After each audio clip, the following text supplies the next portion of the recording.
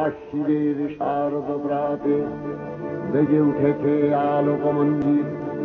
ধরণীর বহিরাকাশে অন্তরিত মেঘমালা, প্রকৃতির অন্তরাকাশে জাগরিত জ্যোতির্ময়ী জগন্মাতার আগমন বার্তা।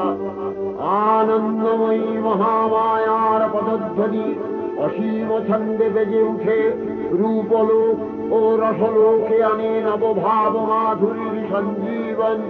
তাই আনন্দিতা শ্যামলী মাতৃকার চিন্ময়ীকে মৃন্ময়ীতে আবাহন। আজ চিৎশক্তি রূপিণী বিশ্বজননীর শারদশ্রী বিমণ্ডিতা প্রতিমা মন্দিরে মন্দিরে ধ্যান বোধিতা।